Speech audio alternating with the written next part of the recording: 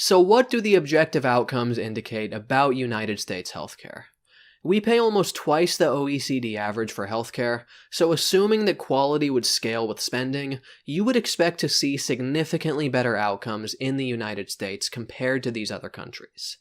Is this indeed what the data shows us? Let's first look at some very general indicators from the Peter G. Peterson Foundation. By the way, who the fuck names their son Peter Peterson?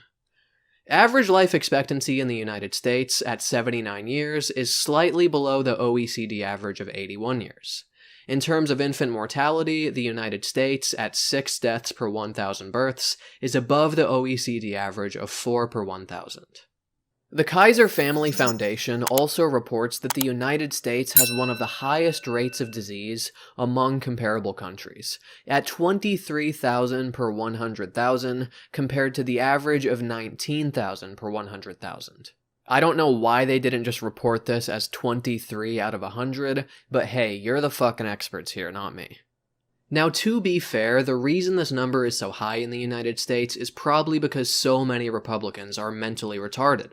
I am only joking, my Republican friends, so there's no need to get your George Washington-themed panties in a bunch. But okay, you could and probably should argue that life expectancy and disease are influenced by so many different variables that they can't be used as informative barometers of our healthcare quality. Factors like dietary choices, exercise rates, use of tobacco and alcohol, these and many other factors could also play a role. This is a fair point, so let's look more narrowly at measurements that can be used to assess the quality of care received. HealthSystemTracker.org provides data on medical, medication, or lab errors over the past 2 years. And as we can see, the United States has a mistake rate of 22% compared to the average of 16%. 30-day mortality for heart attacks is slightly lower in the United States than the average, whereas mortality for ischemic strokes is significantly lower than the average. By contrast, mortality for hemorrhagic strokes is slightly higher in the United States.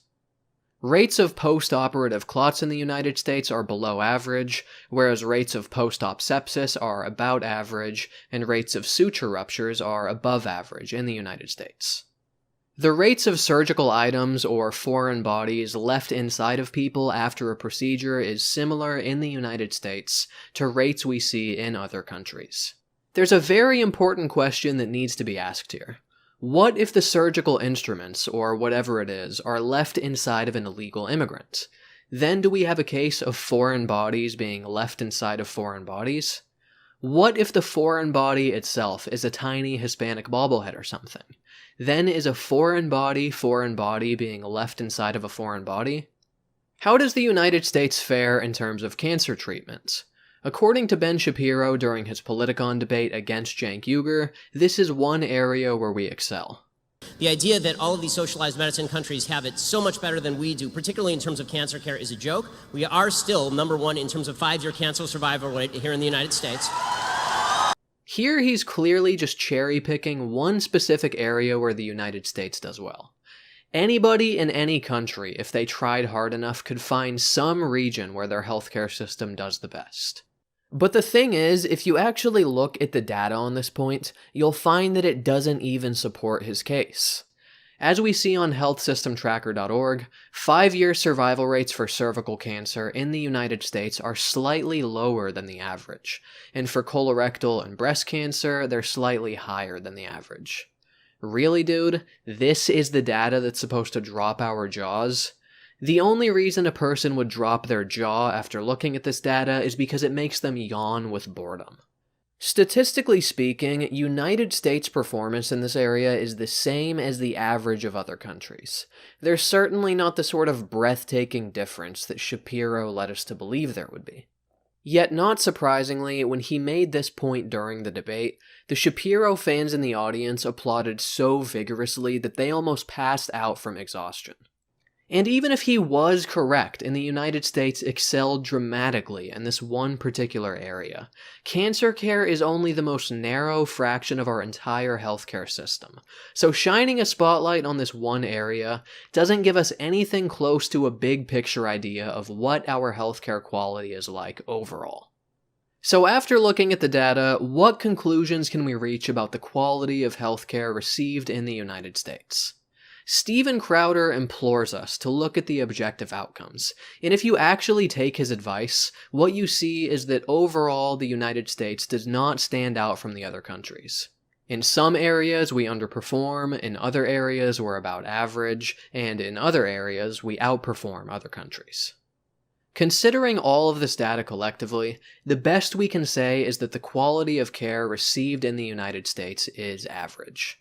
If we were paying average amounts, perhaps this would be acceptable, but the thing is we're paying almost twice the OECD average to receive healthcare of only an average quality. Listen to Crowder falsely argue in his video that we pay more to receive higher quality care.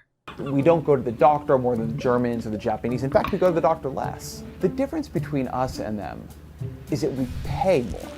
Every time we go to the doctor for everything from an angioplasty to a hip replacement, from a C-section to a pain reliever, in America, the price for the same procedure at the same hospital, it varies enormously depending on who is footing the bill. All right, so again, this is the thing. You notice it keeps coming back to. He just keeps talking about how we pay more. And this is important. I want you to see a whole picture. Okay, if you pay more, that's only a portion of any transaction. If you go and purchase anything at a store, right? Yeah. Let's say I go and I pay $10. What's your next question? For what? What you get? For what? The other part of it, there you go. What's the quality? It's that simple. Look, we're paying X amount of money, and it's too many X's. Yeah. What for? Let's just look at the bill. The chart. Are our results better than, say, South Africa, Spain included in the charts? I think he overlooked the basic point that Vox was making here, because after playing that Vox clip, he responds by saying, yeah, we pay more, but for what? For what? They show you for what on the fucking screen, for the exact same procedures. Are our results better, he asks? No, not really, actually. What he's implying here is that yes, we pay more, but we pay more to receive better quality care.